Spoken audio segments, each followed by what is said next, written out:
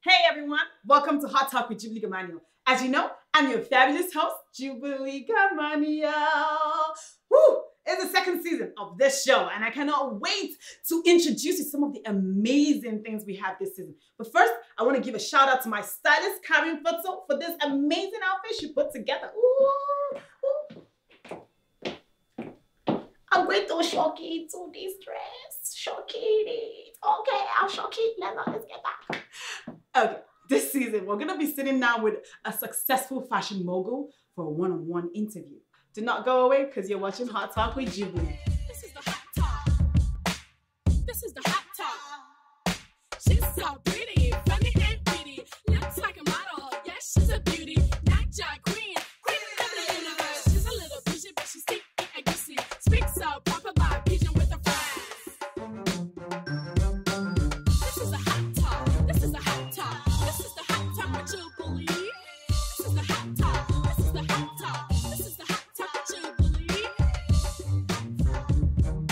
Hot talk with Jubilee. It can be all fun and games, which is why this segment of the show, I'm going to be chatting one-on-one with some ambitious and successful women, aka the boss lady.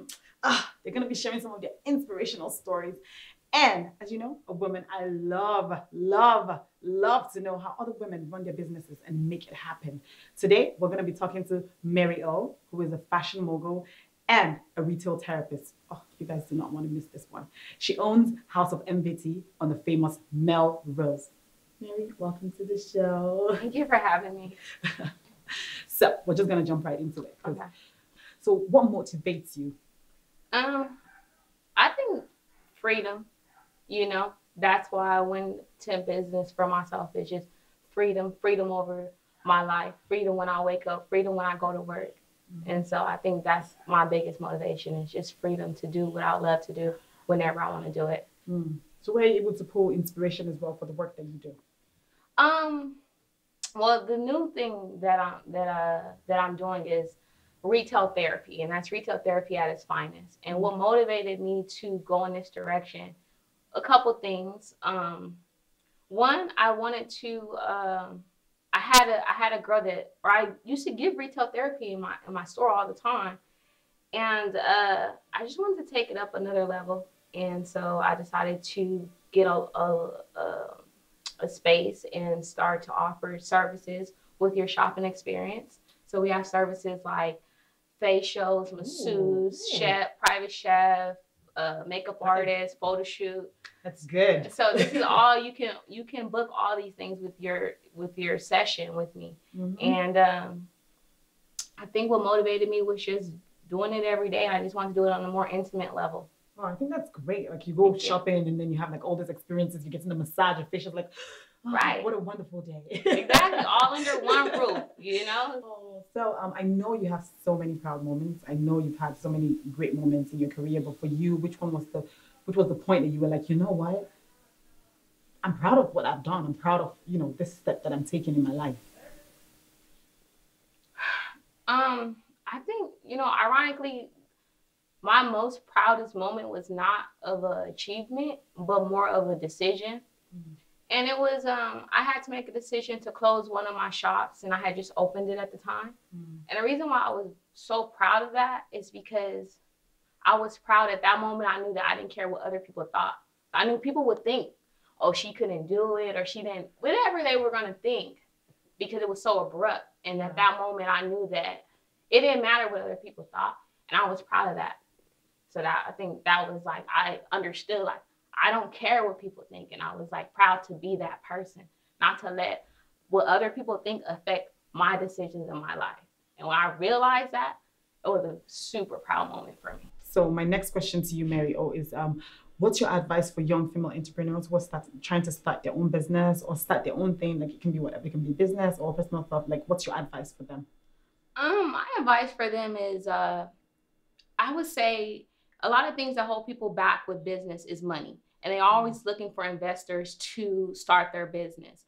And I've had an investor invest $250,000 into an idea, and I've started my own business with my own money. And what I'll tell you is, if you want to be 100% in control of your own vision, you're going to put your own money behind that, because that investor is going to tell you what they think is right. And you're just not going to give up as easy. When it's your hard-earned money going into it, you're not, when things get tough, you're going to think twice about quitting. But let that be someone else's money and things just get a little too tough. You know, I don't want to do this anymore, you know? So I think that that's like the biggest thing. And then also as well is just 150% belief in whatever it is that you're trying to do. There can be no, you know, you don't know if it's going to work. Maybe it might work. You have to know with inside yourself 150% that you're going to be successful. So those two things. We have our audience question, which we get every week for our guests on the show. So this week, our audience members wanted to know, is it okay for you, especially as a female entrepreneur, to separate your business life from your personal life, especially on social media? Or is it okay to have put your business and your personal life put on social media? And how does it affect you? I'm kind of torn with that question because I think personal life, it says personal life. It should not be on display for everyone to know what's going on in your personal life.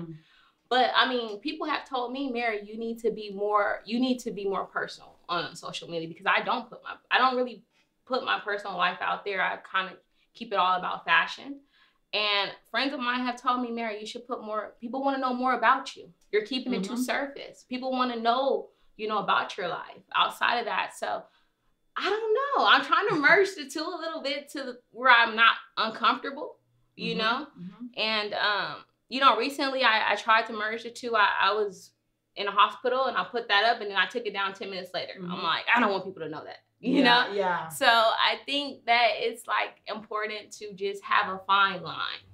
I see what you mean, because I'm the same way too. I'm like, I try to like, oh, should I do it? Should I not? Should I take it off? Should I put it there? And I'm feeling like, I don't want my business to be like all out there all the time, because something goes wrong. It's like, oh, we can see all of that transition and all that stuff. And you know, sometimes you don't really want to put you want to put all your business, you know, on social media. Sometimes you want there to be limitations to that. But anyway, so it was really great having you, Mary O, and it was really great talking to you on the show. And I'm sure all of you guys have met this inspirational woman and have been inspired. Now it's time for you to go out there and start something with your life. This woman is amazing. You can follow her. We're going to put her social media links on the description below. We're going to put all her links to her website and all, so that way you guys can follow her. You can see what she's doing. She's such an amazing woman. Mary, you're going to help me with this one. Okay. You're watching Hot Talks with Jubilee.